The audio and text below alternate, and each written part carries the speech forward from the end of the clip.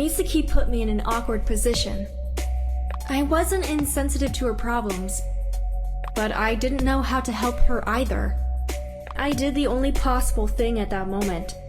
I made her swallow her pride and talk to everybody. Misaki, stop crying. It's not the end of the world. It is for me! I don't want to leave the town and be on bad terms with everyone. I don't know if I can help you. You can. They just have to see me with you, and they'll certainly listen to what I have to say. I want to apologize to everyone once again, especially to Tadaki. That's easy, but be prepared for all sorts of criticism. Akiko won't spare you at all. I'm ready for anything. I just want to regain their trust. Okay, but on one condition. Shoot! I'll accept everything. You'll let me tell them why you are here. Of course, it's the best thing to do. Tadaki had already brought drinks to the table, and they started looking around for me. They were surprised to see me coming with Misaki. Hey guys, look who I found. Just leave her at the lost and found. She's not our problem anymore. Everybody else was silent, so was Misaki, because I advised her to keep her mouth shut. Let bygones be bygones. All that's left are bad memories. Misaki's here to ask for your forgiveness and your help. Us helping her? Mizuki, you must be knee-deep when you're asking us to help you. You tell them now, Misaki. Let's hear it, but keep it simple. We're not in the mood for any difficult topics tonight. That's right, Tadaki. I'm glad you understand how hard it is for me to swallow my pride and acknowledge my mistakes. I've learned my lesson. My father keeps on punishing me. He didn't abuse you, did he? You have our support if that's the thing. Wait a goddamn minute! Is it true, Mizuki? Well, partly. My father doesn't want me to go to college here anymore. I'm moving, and I'll be under constant surveillance. What? You're an adult, Mizuki. You can stay here. That's right. You have to confront your father. It's another lesson to be learned. Life sucks. Tell us, what exactly are you asking us to do? Support you? How? I'm not following. Tadaki can pretend to be someone working at the college and talk to my dad. Tell him anything that might postpone his decision. Let me think about it. Are you really thinking about helping her? I touched Akiko's hand to calm her down, and whispered to her what she wanted to hear. Akiko, if it's just a phone call, what difference does it make? As if that would actually help her. Fair point. Tadaki, you were too quick to make the decision to help Mizuki. Think about it. What if more lying brings you more trouble? Just saying. Not if Goro Oshiro doesn't find out who called him. You'll hide your caller ID. So everyone wants Tadaki to help Mizuki? Yes, Akiko, I think Tadaki should help Mizuki. I mean, to try helping her. Nobody can guarantee him success. I'll agree with my girlfriend. Thanks, hun. Tadaki, what about you? Do you still want to help Mizuki? Yes, I'll try. It's the least I can do. Well, I won't agree with my boyfriend. Akiko moved from Tadaki and sat next to me. Mizuki let out a sigh of relief, having heard that most of the group agreed with Tadaki.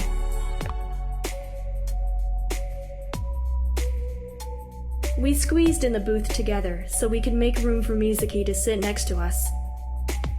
She was quiet, and her hands were folded in her lap. Akiko, with her arms crossed, wasn't looking at Mizuki, pretending she wasn't there. Akiko, behave! You look like you're ready to whoop someone's ass. Yeah, my boyfriend's ass, because he's being a good Samaritan? What's your problem exactly? That Tadaki is being a good guy, or that he's decided to help Mizuki? He helped me as well, remember? That's different. Mizuki, I'll call Mr. Oshiro, but I'll hide my caller ID. And I hope he'll answer my call. Another thing, calling someone from a private number this late at night is more than suspicious, and nobody's gonna believe us. My father had already contacted the college management and asked for a meeting with the dean. Use that info to gain his trust. Mizuki, you sound like a pro. I wanted to say that as well. As if you've been lying all your life. Sorry if that was too harsh, but that's what it looks like. If that's what it looks like, it must be true. Tadaki signaled for us to be quiet and called Mr. Oshiro. Yes? Good evening. Do I have the honor of talking to Mr. Oshiro? You know who you call. Who are you? It's the secretary of the college your daughter, Mizuki Oshiro, goes to. I'm calling because of your meeting with the dean. There will be no additional changes to the original plan. The meeting is tomorrow. Yes, of course, that's clear. It's my duty to confirm you're coming here. And to check whether you agree with the obligations you have toward the college, should you decide to leave it. What are you talking about? I don't have any obligations toward college. I graduated long ago. Yes, understood, Mr. Oshiro. Your daughter Mizuki is the one who has obligations toward the college. Does she have more exams to pass before the transfer? No, it's not necessary. It's the financial aspect I'm talking about. But that's something you'll have to discuss with the dean himself. Wait a minute. Tell me, what expenses are we talking about? A student who has decided to leave the college arbitrarily is obligated to pay the entire tuition fee for 1 year, as well as to compensate for any damage caused to another student for taking his or her place. What? What kind of twisted rules are those? No college should blackmail their students like that. I wasn't the one to come up with the rules. College management was. This is preposterous. Do you have any idea who I am?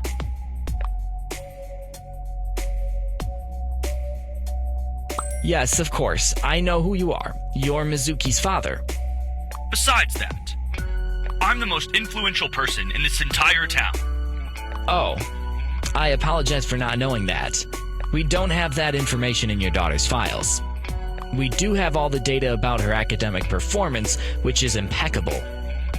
That's why it wouldn't be a problem for you to spare a couple of $1,000, would it? No way. I don't have to pay for any penalty points. I just want my daughter to leave the college. You'll find out more about it tomorrow. Of course, your daughter's consent is a must. It would be nice if she could accompany you to the meeting. The money should be wired tonight for the procedure to be finished tomorrow. You can't make me pay another dime for somebody else. In that case, do you agree to pause the case of Mizuki Oshiro's disenrollment from college?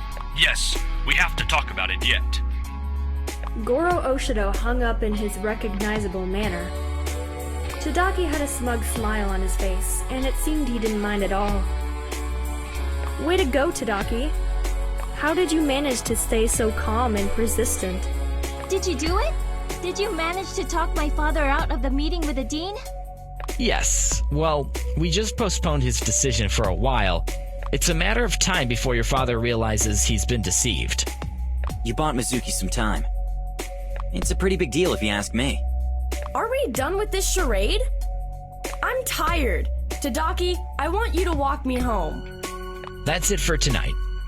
Let's go, Akiko. I am completely drained as well. Thanks, Tadaki.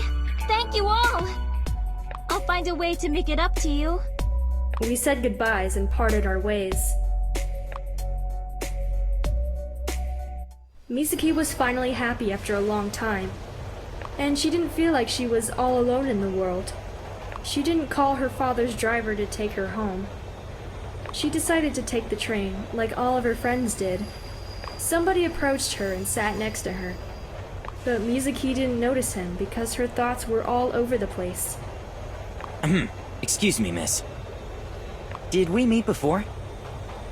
No, the seat's not taken. Feel free to sit down. I was wondering whether you're just pretending not to know me. Or you have some sort of amnesia? Mizuki turned to look at the guy who was talking to her and started apologizing. It's you! I don't know how I didn't recognize your voice. Forgive me, please. My mind is whirling. What do you mean, Mizuki? Are you okay? Yes, perfect. Better than ever. It's nice to hear someone's doing great for a change. That's because you were born under a lucky star. Will you share some of your luck with me, please? Luck had nothing to do with it. The fact I still had friends was the key. Mizuki explained to him what the deal was and how Tadaki and I helped her. So you're saying the four of them went together to karaoke? Yes, but that's not the point. Didn't you hear what I said? They didn't call me. I expected that. So, you had a nice time. I didn't go there to have a nice time. Doesn't matter. I just figured out a way to make it up to them. But it's a secret for now. Mizuki, you often have a twisted perception of what's good and what's bad for someone. You better tell me what this is all about. Fine. Listen to me. I want to start working on a project with the rest of the crew. I'll suggest them we start working together. Not bad, Mizuki. If the project involves ChatLinx, you know who to ask for help. I know. He winked at her and made her blush. She knew whose help she wanted the most. I came home to find my mom getting ready for bed. We talked about the events from last night, and I mentioned Mizuki's sudden decision to join us. My mom, like any other mom in the world, listened to me and didn't criticize my decisions. But she said to me, in her own unique way, how everything bad tended to be forgotten, and we remembered only nice things. That's why we should make more beautiful memories. I thanked her for her supporting words, made myself a nice cup of tea, and went to my room. I'm so tired. My feet are killing me. I just want to lie down and relax. Tonight was nice, more or less. Tadaki and Agiko seemed happy together, even though they are he'll melt that heart of hers. I played some soft music and was about to doze off. I didn't think my boyfriend would want any more attention. After such a lively night, he started texting me. He misses me. It's nice to see he's thinking about me before going to bed. I don't know whether I'm capable of chatting right now. With my eyes closed, I was searching for my phone on the bed. My sleepiness didn't stop me from answering his messages.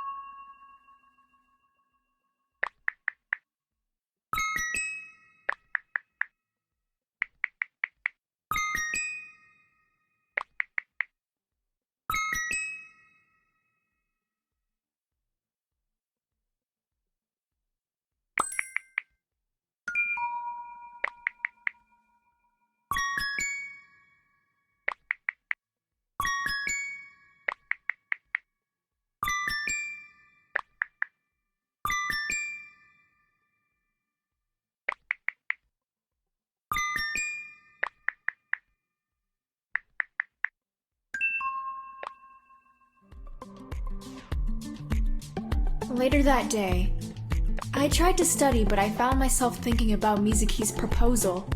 I was worried about the fact that we would all be together, in the same room, in enemy territory. However, good things never came from comfort zones. Akiko unexpectedly showed up at my place. She barged into my room and closed my book right in front of me. It's time for a break. I need company. Akiko, I wasn't expecting you. Where's the fire? Nowhere. I just didn't feel like texting. I was taking a walk when I figured I could be at your place in half an hour, and here I am. I'm glad you came. I also need a break from studying, although I can't say I managed to study this morning. Have you also been thinking about Princess Ashiro's business endeavor? Yes, I'm anxious about all of us being together at the meeting. It will either go smoothly or there will be no meeting at all. The good thing, though, is that we'll get a chance to prove ourselves. It will look good in my CV. Maybe in yours. How could I ever contribute to any business venture? Should I give you CPR when you get tired from work? Every team needs a person like you, who doesn't let her emotions stand in the way of her judgment. You'll be there to slap us if we start fighting.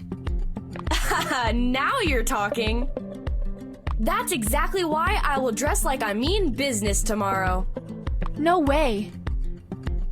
Just watch me. You will also wear something more formal for the occasion. You can't stand out. Alright, I'll try to change my style, even for a day. Akiko got up and opened my wardrobe. She started going through my clothes, throwing some pieces on the floor. What is wrong with you? You used to wear this in high school.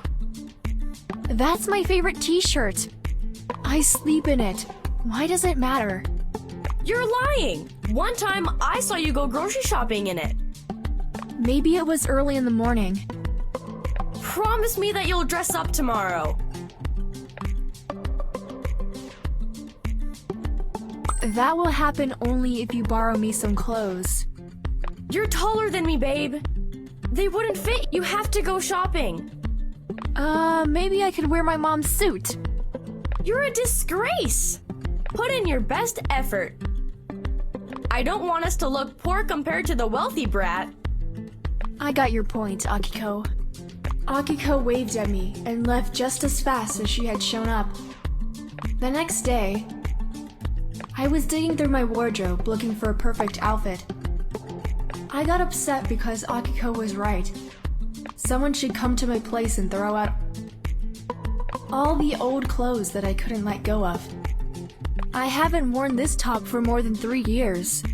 Why do I keep holding on to these things? It's almost meeting time, and I still haven't decided what to wear. I don't want to disappoint Akiko.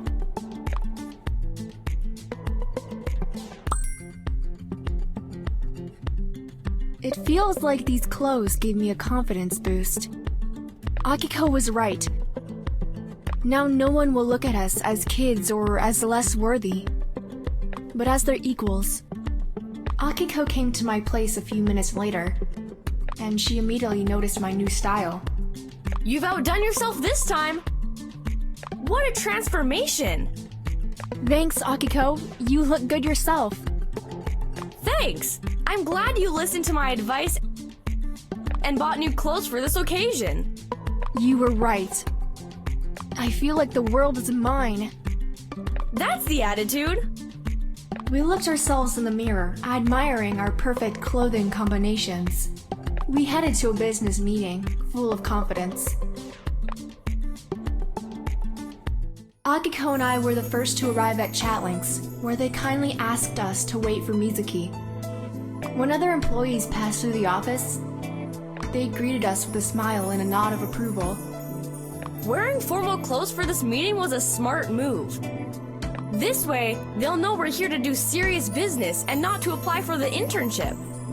I have to admit, it feels kind of nice. Katsumi came out of one of the offices to greet us. Hi, girls. You both look stunning. Thanks, Katsumi. We tried. Thanks for noticing. Thank you for your compliment, Katsumi. That was my idea. Good call. We have a very formal dress code here. Mr. Oshiro is very strict when it comes to business attire. You stick to your style, though. We programmers are something else. We get special treatment. It's easy for you to say. You're a senior worker here. We're newbies, so we have to make a good first impression. And you managed to do that. We'll start the meeting when Mizuki and Rokuro get here. I believe you're getting impatient, just as I am. Katsumi made us coffee and took us on the office tour. He showed us his desk with a bunch of action figures on it. Even if he hadn't told us, we would have guessed it belonged to him. Mizuki was right on time, carrying her laptop. Hello, everyone. I'm glad you all agreed to meet me. I'm happy about this opportunity to work with you. Let's hear what you're offering first.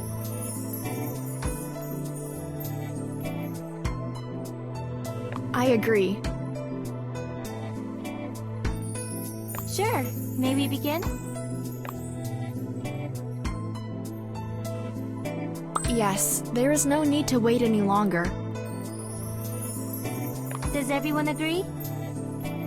Do you have some questions for me before we start?